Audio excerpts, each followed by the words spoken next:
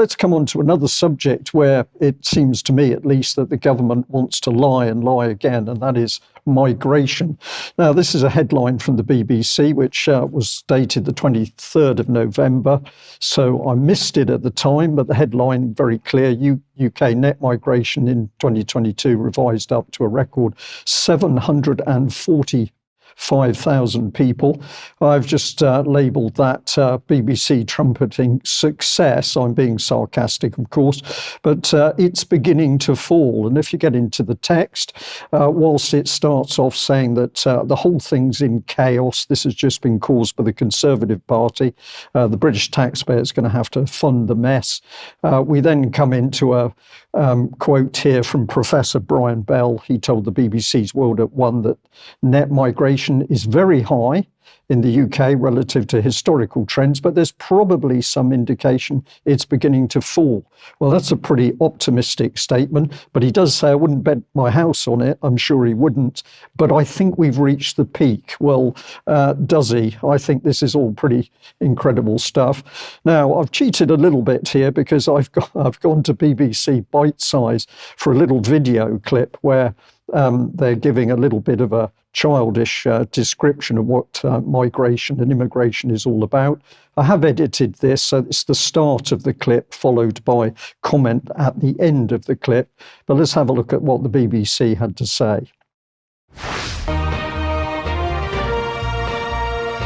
Invasion, conquest, trade, empire, persecution, industrialization, famine, war, and globalization have all influenced the migration of people in and out of Britain since Roman times.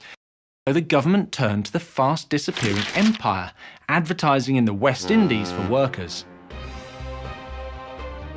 Throughout the 1950s and 60s, the flow of economic migrants from Commonwealth countries steadily increased, but many of the new arrivals faced racism as part of daily life. In the 1965 Race Relations Act, the government made it illegal to treat people differently because of their colour, race, ethnicity or nationality. In 1971, the Immigration Act meant that British passport holders born overseas could only settle in Britain if they could prove that a parent or grandparent had been born in the UK, effectively limiting immigrants from former colonies to whites only. This two-pronged policy of trying to curb immigration but also protecting the country's immigrant population continued throughout the 1980s. On the 1st of May 2004, the European Union was expanded, allowing migrants from Central and Eastern Europe to travel freely to the UK, swelling Britain's already large Maltese, Greek Cypriot and Turkish Cypriot populations. Modern Britain celebrates its diverse, vibrant and multicultural society, but immigration is not without its challenges. The number of refugees fleeing to Britain to escape persecution in their home countries has increased since the UK signed the UN Convention relating to the status of refugees. And since the 1990s, immigration has been a growing political issue. Economic migrants from the EU and refugees fleeing conflict in the Middle East, mixed with the rise of nationalist political parties, has led to all political parties feeling the need to appear tough on immigration. Debate on immigration, race and ethnicity has been with us for many years, and it would seem that it isn't going away anytime soon.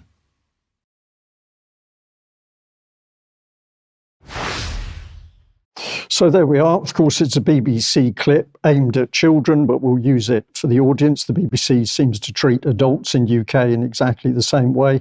But it's put across as though all these things have happened. It's a bit of a mystery how they've happened, and the BBC doesn't quite understand how it's happened and what the implications are. But I was stunned on Sunday to find this, the Sunday Telegraph, with a headline with Rishi. Let's have a look at it. And what does he say? Hostile states using migration to destabilise the West. He said, Rishi Sunak said, hostile states will increasingly drive people to our shores to destabilise Western nations unless leaders crack down on illegal migration and revamp conventions. So this is Rishi apparently starting to get tough. Here's the editorial from the Sunday Telegraph. It would be easy to view the government's attempt to clamp down on illegal migration as an unmitigated failure. So everything to do with migration it's a failure. People are puzzled as to how it's happened. But let's look at some of the bullet points in this editorial. Until very recently, few dared voice concern over the numbers, the cost, the lawlessness and the societal implications. Too right, because you were stamped on if you did. Rishi Sunak is gradually beginning to adopt a more radical position. No explanation as to what that position is or what he hopes to achieve. He's warned that crushing the criminal gangs may require amendments to the refugee frameworks introduced in the post-war period. So the gangs takes the focus, not the overall numbers of the migrants. Let's carry on through. Now more than 100 million are displaced. That's dropped into the editorial with no comment at all. Presumably the editor was totally surprised at this number, but it's happened by accident. The old principle of non-refoulement no longer works. That's sending migrants back to their place of origin where they could come to harm. It needs to be replaced by an approach based on decency and compassion, not entitlement. Maybe a bit of common sense there. But now we're getting into the meat of it. Finland's decision last month to hastily shut down crossing points with Russia over concerns the Kremlin was engaged in hybrid warfare, weaponizing migrants to sow discord, was a stark reminder that securing our borders is of critical national interest. So it's those nasty Russians, it would appear. Here are the figures. In 2022, net migration reached 745,000. Recent pro-Palestine marches have laid bare the frightening implications of failure to integrate. So if you stand up to talk about peace in the Middle East and Gaza in particular, you're a concern and not a suitable immigrant. Reform of global asylum rules, explicit measures for curbing legal migration and faster processing of genuine refugees must all be in the Tory manifesto. The status quo is both dangerous and unsustainable. Well, indeed it is, but of course what we're looking at has been created. This is more of the Telegraph, where very quickly the Telegraph is absolutely pro-Israel and absolutely against any of the Palestinian marchers, and extremism features greatly in this edition of the paper. But let's get into the meat of it, because if you look at the government's own documentation, we can find a lot of background, and people really need to pay attention to this. Why do people come to work in the UK? Well, here we see very clearly up to September 2023 that skilled workers, health and care, have been attracted into the country. They have been encouraged to come into the country. And of course, they're going to replace jobs from held in UK by existing people. The government and its policy is drawing people into UK. And when they leave their nation states, of course, their own countries are going to suffer from their departure. Have a look at the statistics here, plus 135%, the percentage change in health and care workers. And this is for an NHS which can't provide the service to the existing UK population. No doubt that's Putin's fault. Well, it's all Putin's fault, as we'll see in a minute. But this is where we get into the nuts and bolts of the thing.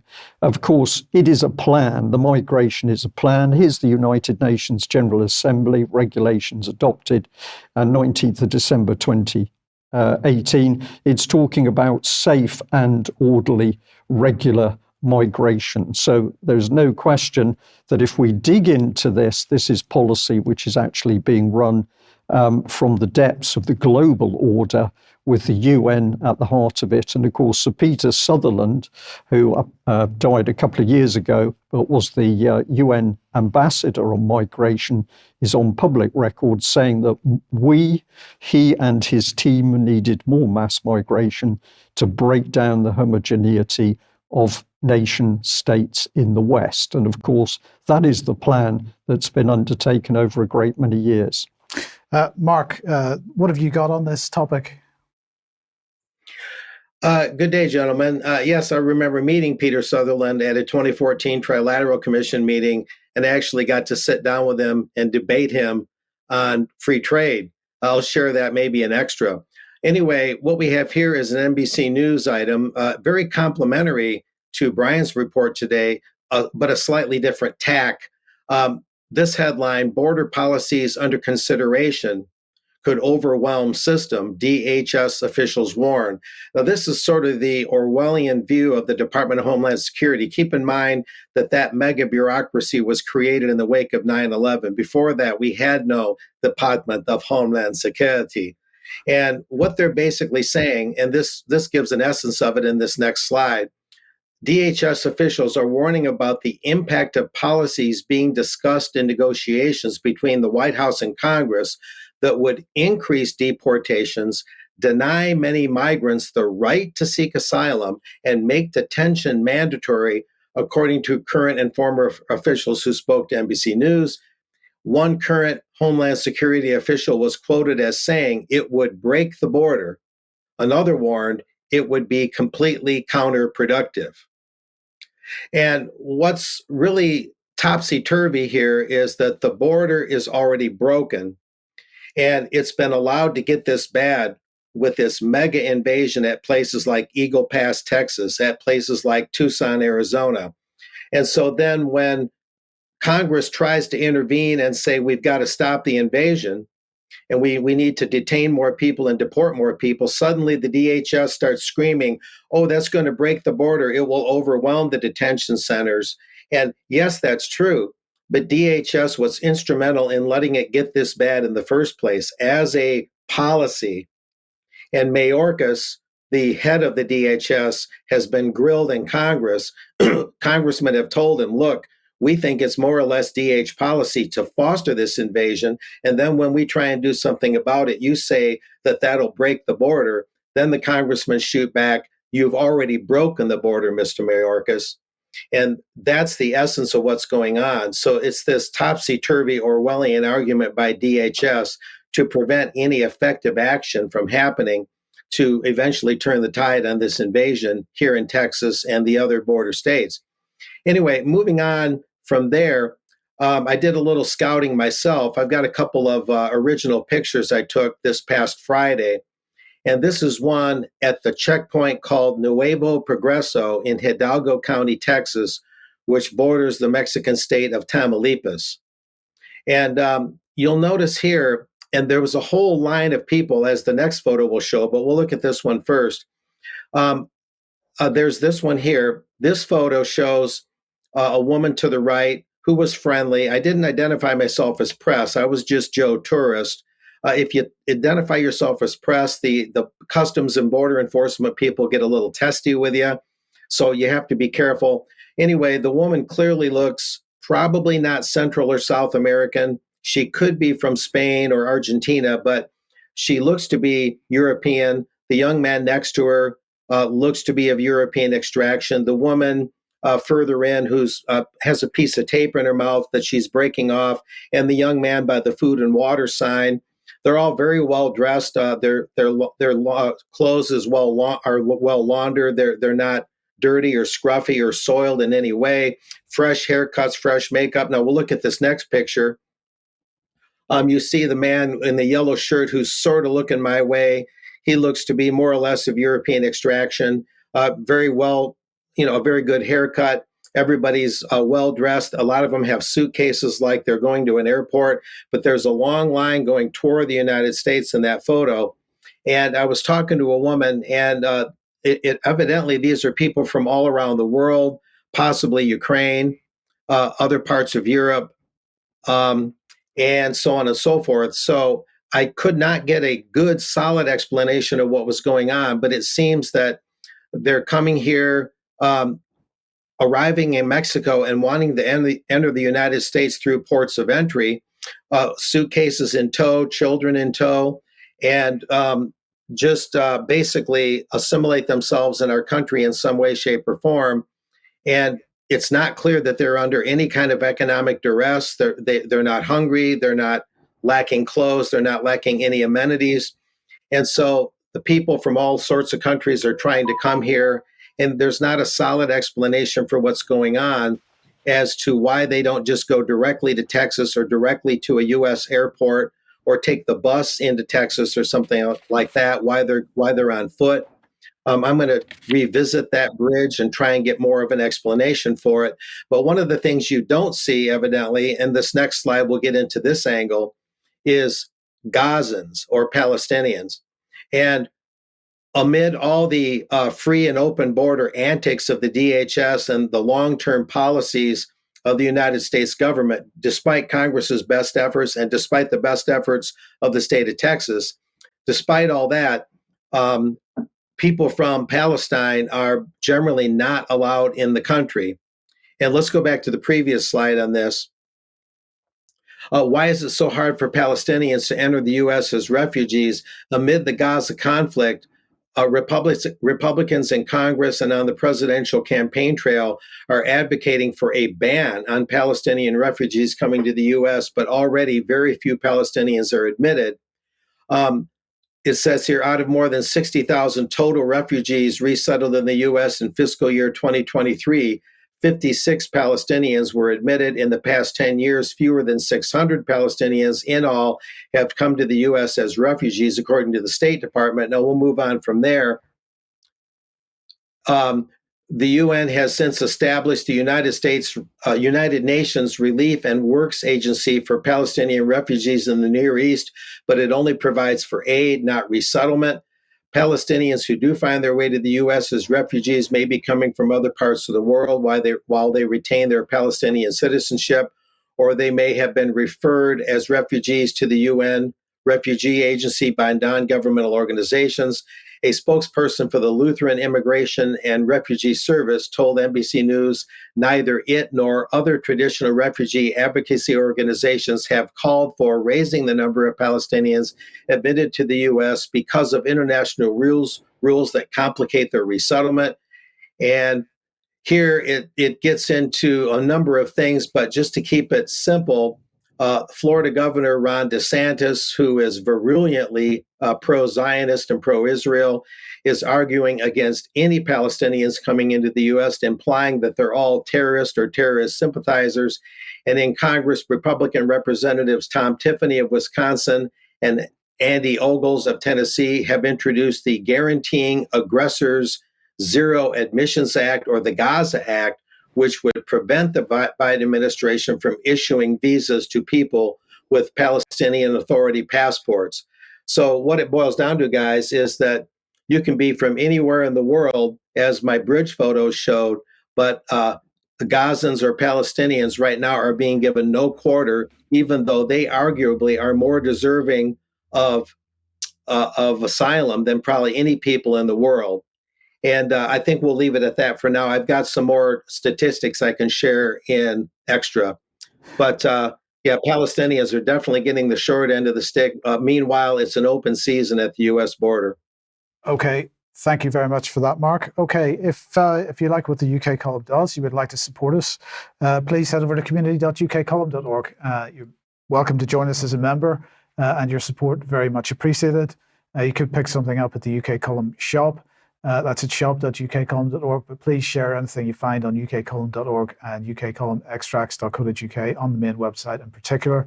Now, a couple of quick advertisements. Tomorrow at 1 p.m, Debbie Evans will be premiering the interview with her, Chris Flowers and Cheryl Granger. This is about Pfizer Report 89. They're saying it's based on a lie, so we will mention that, or that'll be 1 p.m. tomorrow in the usual places, ukcolumn.org/live, for example.